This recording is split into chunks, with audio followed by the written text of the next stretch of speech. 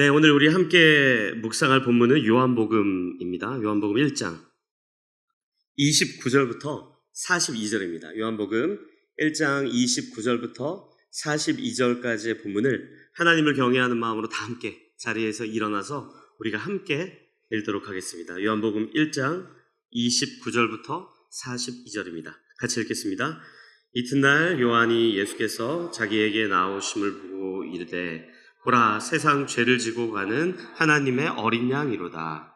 내가 전에 말하기를 내 뒤에 오는 사람이 있는데 나보다 앞선 것은 그가 나보다 먼저 계심이라 한 것이 이 사람을 가리킴이라. 나도 그를 알지 못하였으나 내가 와서 물로 세례를 베푸는 것은 그를 이스라엘에 나타내려 함이라 하니라. 요한이 또 증언하여 이르되 내가 보매 성령이 비둘기같이 하늘로부터 내려와서 그의 위에 머물렀더라.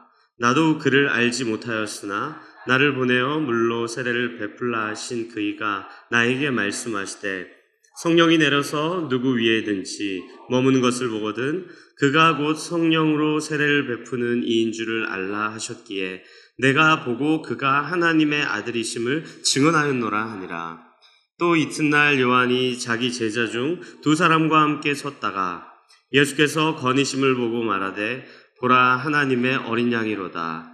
두 제자가 그의 말을 듣고 예수를 따르거늘 예수께서 돌이켜 그 따르는 것을 보시고 물어 이르시되 무엇을 구하느냐 이르되 랍비여 어디 계시오니까 하니 랍비는 번역하면 선생이라.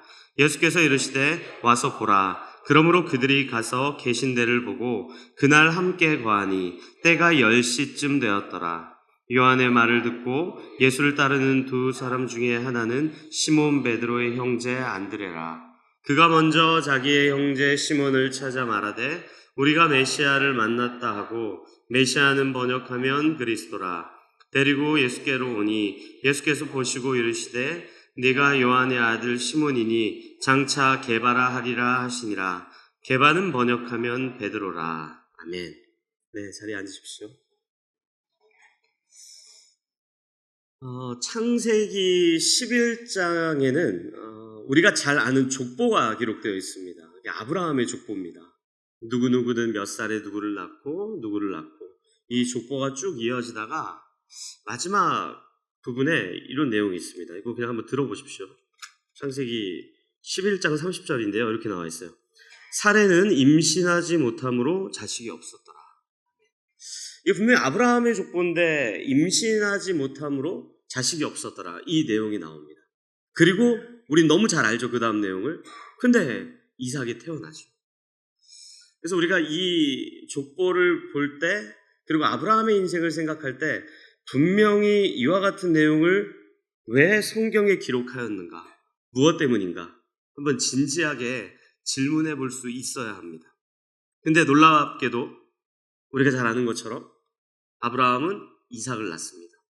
그런데 그 이삭을 낳은 그 과정이 참 되게 마음이 이렇게 짠합니다. 왜냐하면 분명히 아브라함과 사라에게 약속을 하셨는데 자녀가 안 생기죠. 나중에 성경 본문을 여러분들이 12장, 13장, 14장 쭉 읽다 보면은 이 아브라함과 사라의 마음이 어땠을까가 절절하게 와닿습니다. 왜냐하면 나중에 결국은 하나님을 신뢰하지 못하고 불신하는 지경까지 갑니다. 안 생기니까요. 오죽하면 하나님께서 아브라함의 나이 99살에 다시 한번 나타나셔서 말씀하시는 거죠. 걱정하지 마, 줄게. 그리고 보란 듯이 바로 그 다음 100세에 이삭을 낳게 되죠. 여기까지도 이제 기구한데 더 기구한 거는 하나님께서 이 아브라함에게 요청하시는 거예요. 그 아들을 바쳐라. 저는 아직도 사실은 그 부분에 딱 성경을 펴면 굉장히 마음이 힘듭니다. 눈에 넣어도 안 아픈 온유와 지유를 그렇게 만약에 하라고 한다면 자신 있을까? 물론 목사의 인생을 살고 선교사의 인생을 살고 어떤 이런 기독교 공동체의 어떤 일을 하는 것 그런 것도 사실 마음이 좀 불편할 것 같은데 거기 보시면 아시겠지만 단순하게 나시린으로 바쳐라 이 아이가 세례 요한과 같은 일을 해라 그런 게 아니라 번제물로 바치라는 거거든요. 그 이야기를 이렇게 마주하면 굉장히 마음이 어려운데 그래도 꾸역꾸역 성경을 넘기는 이유가 그 다음 내용을 너무 잘 알기 때문이에요. 어떻게 되죠? 창세기 22장에 보면 모리아라고 하는 한 산에 올라가서 이 아브라함이 사랑하는 아들 이삭을 번제단에 올려놓고 그 아들 이삭을 잡으려고 할 때 하나님이 그 손을 막으시죠.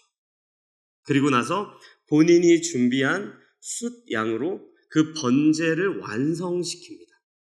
많은 분들이 그 내용을 볼 때 하나님께서 아브라함의 믿음을 혹은 그의 신앙을 테스트했다 혹은 시험했다라고 하는데 저는 거기에 동의는 안 됩니다.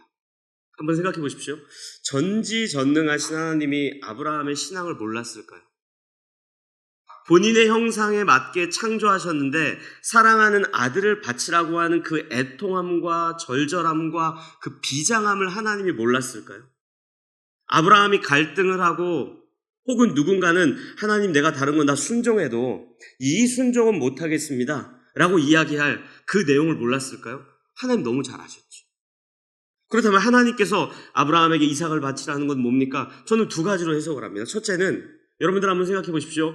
행여나 정말로 그때 잠깐 특별한 무언가가 아브라함에게 임해서 정말로 이삭을 바쳤다고 칠게요. 그 이후에 갈대아 우르 땅을 지나서 사랑하는 아들을 바치고 가나안으로 인도하고 또한 이스라엘의 백성을 이루는 그런 민족의 아버지로 살아갈 때 아브라함에게 본전 생각이 안 났을까요? 하나님, 갈대아 우르 땅을 지나고 고향과 친척과 아비집을 다 버리고 포로를 단신으로 나와서 사랑하는 아들마저 바쳤으니 당신이 나에게 큰 복을 주셔야 하는 것 아닙니까? 이 생각이 있었을 거라고. 그렇기 때문에 하나님께서 아브라함에게 갈대아 우르를 빠져나와서 그가 바치려고 하던 이삭을 바치지 못하게 그 손을 잡아내고 본인이 준비한 순양을 바쳤다는 것은 아브라함에게 하나의 사인이었던 거예요. 이런 거죠. 네가 고향을 떠난 거 맞아. 네가 나에게 아낌없이 무언가를 드리려고 했던 건 맞아. 그럼에도 불구하고 너를 고향 땅에서 떠나게 하고 헌신하게 하고 모든 것을 완성하시는 것은 내가 준비한 은혜라는 것 아브라함아 꼭 기억해야 돼. 네가 들여서 완성한 것 아니고 내가 했다는 거 기억해야 돼. 이게 이제 첫 번째 저는 굉장히 중요한 메시지라고 생각합니다. 근데 그것만큼 중요한 내용이 창세기 17장에 있습니다. 그러니까 본문을 좀 같이 읽겠습니다. 창세기 17장 1절부터 8절입니다. 들어보십시오. 아브라함이 99세 때 여호와께서 아브라함에게 나타나사 그에게 이르시되 나는 전능한 하나님이라 너는 내 앞에서 행하여 완전하라. 내가 내 언약을 나와 너 사이에 두어 너를 크게 번성하게 하리라 하시니 아브라함이 엎드렸더니 하나님이 또 그에게 말씀하여 이르시되 보라 내 언약이 너와 함께 있으니 너는 여러 민족의 아버지가 될지라. 이제 후로는 내 이름을 아브라함이라 하지 아니하고 아브라함이라 하리니 이는 내가 너를 여러 민족의 아버지가 되게 함이니라. 내가 너로 심히 번성하게 하리니 내가 내게서 민족들이 나게 하며 왕들이 내게로부터 나오리라. 내가 내 언약을 나와 너 및 내 대대 후손 사이에 세워서 영원한 언약을 삼고 너와 내 후손의 하나님이 되리라. 내가 너와 내 후손에게 내가 거류하는 이 땅 곧 가나안 온 땅을 주어 영원한 기업이 되게 하고 나는 그들의 하나님이 되리라. 아멘. 하나님께서 아브라함에게 99세 때 약속을 하면서 대대로 그 민족이 끊어지지 않게 했다고 약속을 하시면서 뭘 행하시냐면 이름을 바꿔주십니다. 원래 아브람이었어요. 근데 아브라함으로 바꿉니다. 그리고 제가 읽진 않았지만 15절 16절에 가면 사레라는 이름도 사라로 바꾸십니다. 아브람과 사레의 의미가 뭐냐면 이런 거예요. 존귀하고 고귀한 아빠, 공주와 같은 엄마. 이게 아브람, 사레의 의미예요. 그럼 아브라함은 뭐고 사라는 뭐냐면 아브라함과 사라는 발음하기에 좀 다르지만 의미는 똑같습니다. 열방의 열국의 모든 민족의 아버지, 어머니. 그러니까 하나님께서 아브라함에게 약속하신 이삭은 단순하게 그 집안에 대를 잇는 것이 아니라 거기로부터 오늘 본문에도 나온 것처럼 한 왕이 나게 될 텐데 예수 그리스도죠. 왜냐하면 아브라함은 이삭을 낳고 이삭은 야곱을 낳고 야곱은 유다를 낳고 유다는 베레스를 낳고 람을 낳고 헤스론을 낳고 나손을 낳고 살몬을 낳고 쭉 이어지면서 예수로 이어지는 그 언약에 대한 신실하심을 하나님이 반드시 완성하겠다는 약속을 17장에서도 하셨고 22장의 모리아산에서 아브라함이 이삭을 바치려고 하는 그 순간에도 이 제사는 내가 완성할 것이며 그 대는 절대 끊어지지 않기로 내가 약속했기 때문에 네가 볼 때는 내가 그 약속했는데 여기서 이삭을 바치면 이제 죽을 것 같지. 그런데 아니야라는 그 사인을 한 번 더 아브라함과 이 땅에 있는 모든 그리스도인들에게 하고 있는 거죠. 그거를 조금 유식한 용어로 예정이라고 합니다. 예정. 계획. 하나님의 언약. 그 언약이 성경 66권에 가득 기록되어 있습니다. 그러니까 하나님께서 예수 그리스도로 말미암아 구원을 완성하시겠다라는 것이 이스라엘 백성들을 만들어 봤더니 그 전에 아담과 하와를 만들어 봤더니 실패를 하네? 그럼 다른 방법을 한번 써볼까?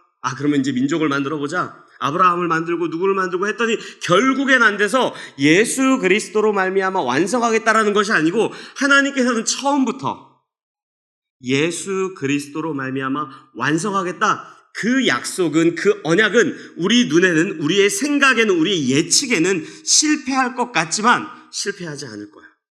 그게 쓰러져 버릴 것 같지만 쓰러지지 않을 거야. 그게 취소될 것 같지만 취소되지 않을 거야라는 이야기를 끊임없이 성경은 하고 있는 겁니다. 제가 왜 이 이야기를 이렇게 길게 하냐면 오늘 요한이 똑같은 고백을 하고 있습니다. 본문 좀 보겠습니다. 29절, 요한복음 1장 29절부터 31절, 이 본문 우리가 같이 읽도록 하겠습니다. 시작.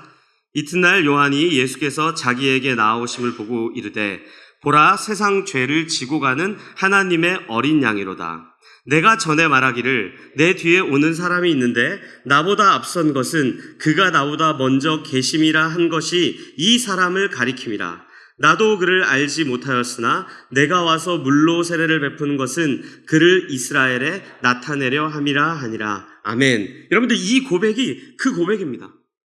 이분이 메시아이고 이분이 이 땅에 있는 모든 민족의 죄를 담당하시는 거 내가 예전부터 말하지 않았느냐? 그럼 요한은 그 이야기를 누구에게 들었겠습니까? 구약 성경에 가득 기록되어 있는 내용이죠. 그래서 우리가 성경을 읽을 때 세 가지 크게 확인해요. 첫째, 인간은 끊임없이 실패를 반복하는구나. 죄를 피하고 싶어도 피할 수 없구나. 부지 중에 범하는 죄, 알면서도 범하는 죄, 끊임없이 죄인으로 살아갈 수밖에 없구나. 그런데 그 죄인 앞에 있는 하나님의 은혜는 그 은혜 역시 인간이 끊임없이 죄를 범하는 것처럼 은혜를 베푸시는구나. 그렇기 때문에 우리 죄인이 하나님과 관계를 맺을 수 있는구나. 이 사실을 끊임없이 확인하는 거예요. 성경에서는 그 이야기를 끊임없이 말하고 있는 겁니다. 그래서 요한도 이야기하는 거예요. 유대인들에게, 그리고 본인의 제자들에게 내가 반복해서 말하지 않았느냐. 구약 성경에 기록되어 있는 그 구원자, 세상의 죄를 지고 가시는 그 예수가 바로 저분이다. 이 이야기를 끊임없이 하고 우리에게까지 전달하고 있는 것이 오늘의 내용이에요. 우리 본문 하나만 좀 더 보겠습니다. 출애굽기입니다. 출애굽기 29장 38절에서 39절입니다. 출애굽기 29장 38절에서 39절 들어보십시오. 네가 제단 위에 드릴 것은 이러하니라. 매일 1년 된 어린 양 2마리니 한 어린 양은 아침에 드리고 한 어린 양은 저녁 때에 드릴지며. 아멘. 여러분들, 제사의 종류가 많은데 이 제사는 뭐냐면 번제에 관한 겁니다. 번제는 뭐냐면요, 사람이 죄를 지을 수밖에 없기 때문에 죄를 안 짓는 것은 불가하기 때문에 그냥 아침 저녁으로 제사를 드려. 어린 양을 잡아. 우리가 죄를 인식하고 짓는 제사가 또 있어요. 뭐 속죄제, 속건제가 있는데 번제는 기본적인 제사예요. 그때 어린 양을 잡아라, 이렇게 이야기하는 거죠. 그래서 우리를 용서하는 분이 하나님이라는 것을 기억해야 된다라는 이야기를 출애굽기에도 기록하고 특별히 이사야 선지자가 굉장히 많은 부분에 예언합니다. 그래서 요한이 끊임없이 제자들에게 이야기한 거예요. 저분은 예수인데 저분이 이 땅에 온 이유가 뭔지 아냐? 우리가 부지 중에 범하는 죄, 우리가 알면서도 범하는 죄, 또 우리가 알지 못하게 범하는 모든 죄를 감당하시기 위해 이 땅에 오신 분입니다 라는 사실을 제자들에게 이야기하고 있습니다. 그럼 우리는 성경을 통해서 우리가 얼마나 심각한 죄인인지, 그리고 또한 우리를 구원하실 분은 오직 예수 그리스도 한 분밖에 없다는 것을 끊임없이 기억하는 것이 오늘 이 내용을 통해 우리가 확인해야 되는 거고, 요한이 그 고백을 하고 있는 겁니다. 저는 이 땅에 있는 그리스도인들이, 성도들이 요 성경 우리가 진리라고 고백하죠. 여기에 이제 뭐가 기록되어 있냐면 이렇게 고백해요. 하나님이 태초에 온 우주를 창조하신 창조기사, 그리고 나서 인간이 얼마나 심각한 죄인인지 죄의 시작부터 반복된 죄의 역사, 그런데 그럼에도 불구하고 우리를 사랑하시기 때문에 구원한 구원의 역사, 그래서 창조, 타락, 구속, 거기에 플러스 하나 더 한다면은 그러면 구원받은 백성이 어떻게 살아가야 하는지 그 내용을 모르는 사람이 없죠. 근데 안 읽습니다. 왜 안 읽는 줄 아세요? 제가 방금 말씀드렸죠. 모르는 사람이 없기 때문에 그래요. 저는 하나님이 싫기 때문에 성경을 안 읽는다고 생각하지 않습니다. 타 종교가 훨씬 더 매력적이기 때문에 꾸란이나 바냐마라 빌타 심경이나 이런 법전을 읽기 위해 성경을 안 읽는다고 생각하지 않습니다. 거의 대부분의 성도가 이미 창조, 타락, 구속에 대한 기사와 그리고 그 이후에 성도가 어떻게 살아가야 되는지에 대한 삶에 대한 내용을 모든 것을 알고 있기 때문에 가까이 하지 않거나, 혹은 이미 오래된 이 말씀이 현재 우리가 살고 있는 2026년의 컨텍스트를 다 담아낼 수 없기 때문에 훨씬 더 다른 것에 많이 함몰되어 있고 빠져가고 있기 때문에 말씀을 안 읽는 것이 너무 많다라고 하는 오늘 우리에게 이 요한복음 1장은 변함없이 시대에 따라 바뀌는 것이 아니라 신실한 하나님의 말씀이 얼마나 중요한지를 끊임없이 우리에게 증언하고 있다면 우리 다시 한번 이 말씀 앞에 서야 합니다. 우리 성경의 내용 다 압니다. 주일학교 때도 읽었고, 청소년 시절에도 읽었고, 대학교에서도 읽었고, 캠퍼스 선교단체 할 때도 읽었고, 또 깊이 있게 통독하는 시간도 있었고, 하나님 말씀을 주일마다 듣는데, 그런데 한번 이렇게 생각해 보십시오. 우리 참으로 하나님 말씀이 우리 인생 속에 부재해서 마치 내가 간구한 기도 제목이 응답되지 않아서 탄식하고 통곡했을 때처럼 하나님 말씀의 부재로 인해 통곡한 적이 언제입니까? 하나님 말씀이 내 인생에 살아 움직이는 진리가 아니기 때문에 너무 비참해서 오라 내 인생이 망하였도다 라고 고백했던 적이 언제입니까? 이 말씀을 안 읽으면 그날 저녁에 내 마음속에 불일 듯이 일어나는 것 같고 끓는 것 같아서 탄식하며 이러고도 살고 있는 나에 대해서 자책한 적이 대체 언제입니까? 오늘 요한은 어린 양 예수가 지나가는 그 모습을 보고 이 예수야말로 구약에서 증언한 그 내용이다라고 우리에게 말하고 있다는 것은 다시 한번 오늘 우리의 인생 속에 진리가 무엇인지, 하나님 말씀을 우리가 어떻게 얼마나 가까이 해야 되는지 질문하고 있는 거죠. 여러분들이 기도해 주셔가지고 목요일부터 어제까지 청년부 연합소년회를 참 잘 마쳤습니다. 비록 저는 그냥 마지막 저녁에 하루 갔다 온 것밖에 없지만 그 모습을 보면서 정말 이 시대에 청년들이라고 하는 단어도 귀하고 연합이라고 하는 단어도 귀한데 그 두 가지가 함께 존재한다는 것을 보면서 너무 놀랐어요. 제가 그 청년들에게 어떤 메시지를 전달할까 고민하다가 요나서 본문을 정해서 전달했습니다. 여러분들, 요나가 하나님의 메시지 딱 하나 들었습니다. 니느웨로 가라. 요나 안 가요. 왜 안 가는지 아십니까? 본인이 살고 있는 컨텍스트에서 니느웨로 가는 게 합당치 않거든요. 왜요? 하나님은 인자하신 분이고 하나님은 죄가 없으신 분인데, 그분은 전능하신 분이고 공의를 사랑하시는 분인데, 진리이신 분인데, 니느웨는 그 진리와 공의와 사랑과 너무 동떨어진 삶을 살고 있기 때문에 그들에게 가는 것이 옳지 않다라고 판단했던 것이죠. 그렇다면 그때 당시 요나의 기준은 뭐였습니까? 하나님의 말씀이 아니라 자기의 생각이죠. 상황이죠. 또 마침 그때 니느웨로 가야 되는데 전혀 반대 방향으로 다시스로 가고자 하는 마음이 그에게 있었는데, 마침 그 욥바라고 하는 항구에 어떤 배가 도착하냐면 니느웨가 아니라 전혀 반대로 가는 다시스행 배가 도착했거든요. 그때 요나가 생각했죠. 옳군요. 제 생각이 옳군요. 니느웨가 아니라 다시스로 가야 되는 거예요. 왜요? 요나에게는 하나님의 말씀 니느웨로 가십시오 라고 하는 그 진리가 아니고 본인이 생각했던 경험과 지식과 그때 느꼈던 감정과 상황에 따라 결정을 했기 때문에 니느웨로 간 것이 아니라 전혀 반대 방향인 요빠에서 다시스로 갔다. 근데 성경은 그런 요나의 행동 하나하나를 뭐라고 설명한 줄 아세요? 요나가 요빠로 내려갔더라. 요나가 하나님의 말씀에 귀를 닫아버리고 배 밑창으로 내려갔더라. 심지어 요나서 3장을 보면은 요나가 산의 뿌리까지 깊이 내려갔더라. 혹시 우리 어느새 이 말씀이 너무 싱거운 본문이 되어서 창조, 타락, 구속, 성도의 삶에 대한 모든 것을 이미 난 뗐어. 다윗에 대한 역사, 솔로몬에 대한 이야기, 선지자들에 대한 이야기, 예수의 이 땅에 오심, 그리고 사도 바울의 정말 멋진 선교 행전들, 그리고 요한계시록까지 모든 메시지 나 다 알고 있어요. 이걸 덮고 이제 우리가 어떻게 이 땅에서 살아가야 하는지 기독소적을 펴서 하나님께서 무엇을 원하는지 한번 우리가 생각해 보자. 옳지요. 하지만 하나님의 말씀이 빠져있는 기독소적은 여기에 나와 있는 이 진리를 뭘로 바꾸는지 아십니까? 도덕과 윤리의 수준으로 끌어내려버립니다. 여러분 잘 생각해 보십시오. 예수 안 믿어도요, 전쟁에 대한 아픔을 호소하며 시위합니다. 약자에 대해 공감합니다. 빈곤한 자를 돕습니다.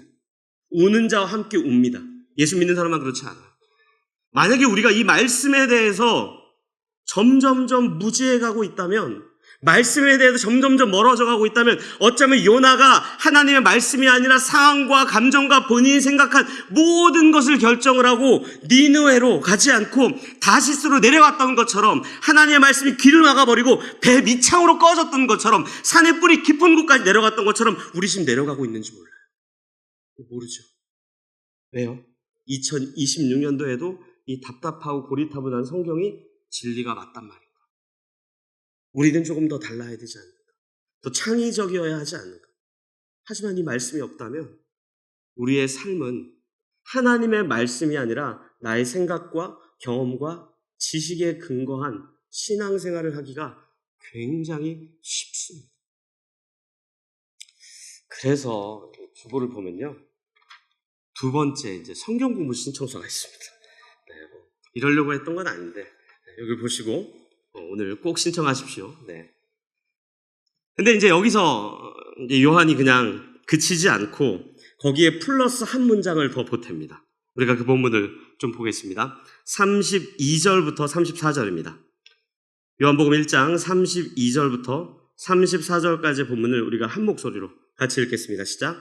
요한이 또 증언하여 이르되 내가 보매 성령이 비둘기같이 하늘로부터 내려와서 그의 위에 머물렀더라. 나도 그를 알지 못하였으나 나를 보내어 물로 세례를 베풀라 하신 그이가 나에게 말씀하시되 성령이 내려서 누구 위에든지 머무는 것을 보거든 그가 곧 성령으로 세례를 베푸는 이인 줄을 알라 하셨기에 내가 보고 그가 하나님의 아들이심을 증언하였노라 하니라. 아멘. 이게 좀 어렵게 적혀있는데 쉽게 본문 번역하면 이런 거예요. 요한이 예수 그리스도의 오심, 구원자의 오심, 메시아의 오심을 하나님의 말씀을 통해서 늘 익숙히 들었는데, 그럼 이분이 그분이다라고 하는 것을 어떻게 알았느냐? 성령님의 임재, 쉽게 이야기하면 성령님께서 그분이 예수고 그분이 그리스도고 그분이 구원자라는 걸 깨닫게 해주셨다라고 고백하는 거죠. 왜요? 이것도 이사야 선지자가 똑같이 이야기했거든요. 우리가 본문 한 곳을 제가 좀 읽어드리겠습니다. 이사야서 11장 1절 2절입니다. 들어보십시오. 이새의 줄기에서 한 싹이 나며 그 뿌리에서 한 가지가 나서 결실할 것이요 그의 위에 여호와의 영 곧 지혜와 총명의 영이요 모략과 재능의 영이요 지식과 여호와를 경외하는 영이 강림하시리니 라고 하면서 장차 오실 구원자 메시아에 대한 약속을 성경에서 증언하고 있고, 그 성경이 증언한 사실을 성령님께서 옳다고 깨닫게 해주시는 것, 그것이 우리 인생 속에 반복해서 일어나는 거예요. 이건 저만 목소리를 높여서 이야기하는 게 아니에요. 누가복음 1장 1절부터 4절까지입니다. 자막이 준비되어 있으니까 한번 눈으로 잘 따라와 보십시오. 읽어드릴게요. 우리 중에 이루어진 사실에 대하여 처음부터 목격자와 말씀에 일꾼된 자들이 전하여준 그대로 내력을 저술하려고 붓을 든 사람이 많은지라. 그 모든 일을 근원부터 자세히 미루어 살핀 나도 데오빌로 각하에게 차례대로 써 보내는 것이 좋은 줄 알았노니 이는 각하가 알고 있는 바를 더 확실하게 하려 함이로라. 아멘. 누가가 왜 누가복음을 기록되어 있습니까? 새로운 사실을 전달한다, 몰랐던 사실을 전한다, 이렇게 이야기하지 않아요. 뭐라 그래요?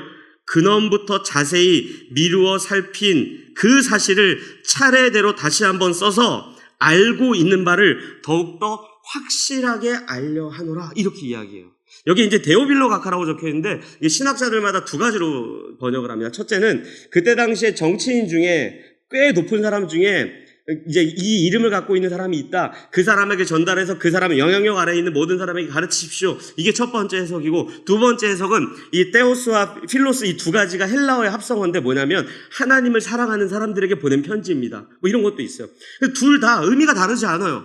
이미 알고 있었던 하나님의 말씀을 다시 한번 처음부터 자세히 기록하고 묵상하고 읽고 듣고 상고하는 이유는 우리가 알고 있는 사실에 대해서 다시 한번 확신하기 위해서, 잃어버리지 않기 위해서, 그것이 참된 진리라는 것을 여러 번 깨닫기 위해서 우리가 성경을 읽는 것이지 여기에 어떤 새로운 사실이 있겠습니까? 아마 여러분들이 이 질문 했었을 거고 앞으로 저에게도 할 겁니다. 우리 주 목사님 매주 똑같은 설교 하시네. 최우준 목사도 똑같은 설교하네. 똑같을 수밖에 없지요. 진리 아닙니까? 진리가 변하지 않지요.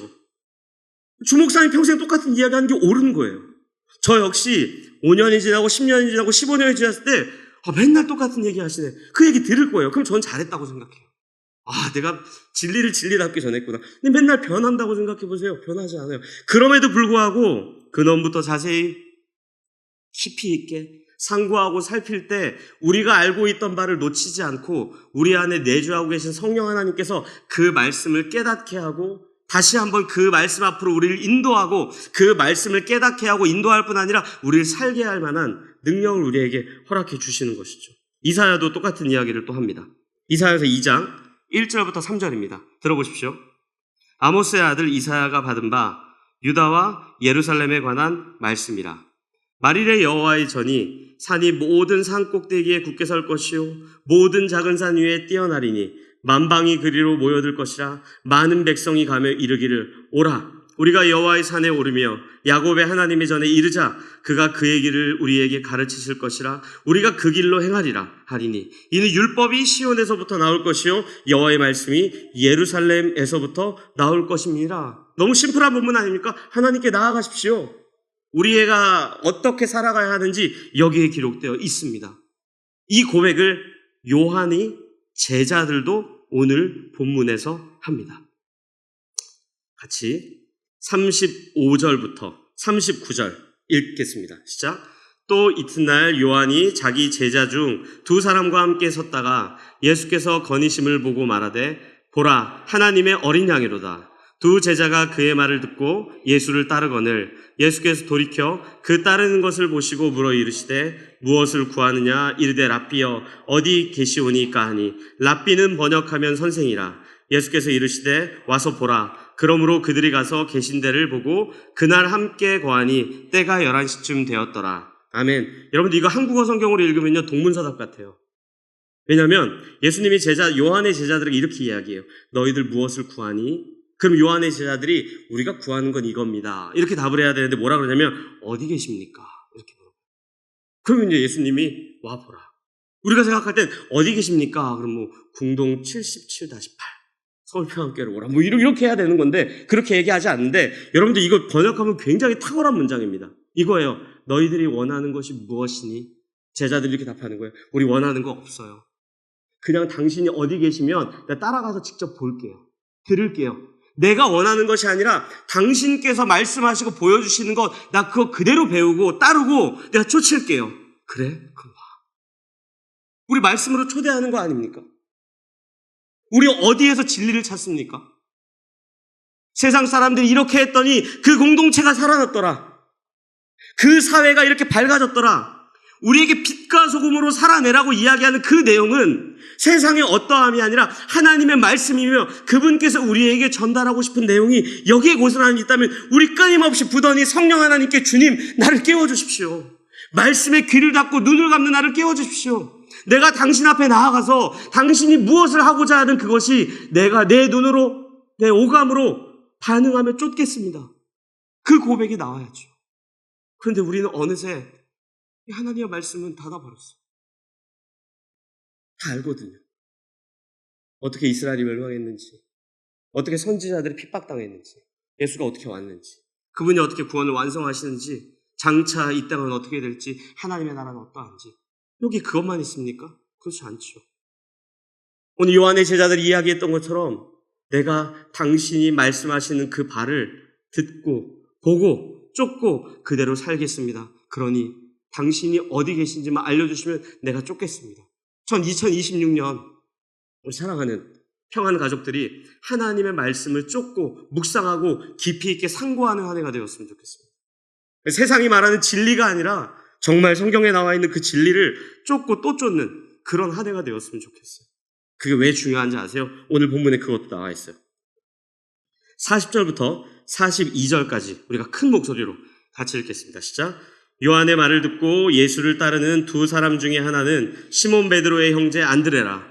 그가 먼저 자기의 형제 시몬을 찾아 말하되 우리가 메시아를 만났다 하고 메시아는 번역하면 그리스도라. 데리고 예수께로 오니 예수께서 보시고 이르시되 네가 요한의 아들 시몬이니 장차 게바라 하리라 하시니라. 게바는 번역하면 베드로라. 아멘.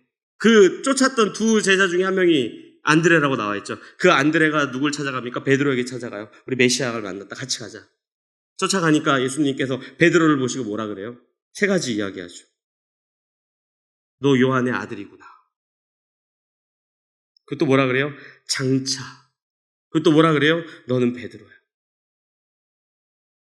여러분들 말씀이 왜 중요한지 아세요? 말씀이 왜 우리 삶의 기준이 되는지 아세요?